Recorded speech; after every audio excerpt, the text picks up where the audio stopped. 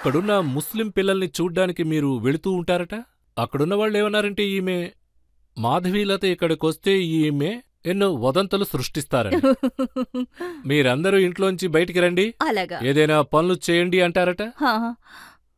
ఇంకా పిల్లల్ని కనొద్దని కూడా మీరంటారట. సార్, నేను మీ 3 ప్రశ్నలకి అదే సీక్వెన్స్లో సమాధానం చెప్తాను.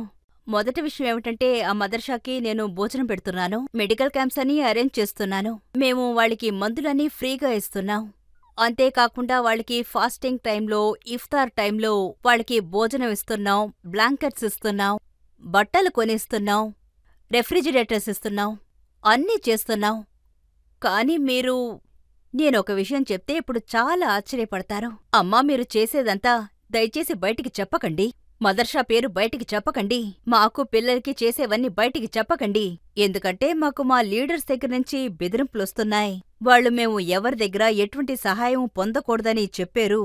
ఒక సైడ్ ఉన్న నిజమిదే. అది కాకుండా మౌలానా సార్ ఏం చెప్తున్నారంటే, మా టీం మెంబర్స్ని చూసి మీలో ఎవరైనా వచ్చి ఇక్కడ సహాయం చేశారంటే కాళ్ళు విరక్కొడతాను అని నా టీం మెంబర్స్నే అలా అంటున్నారు.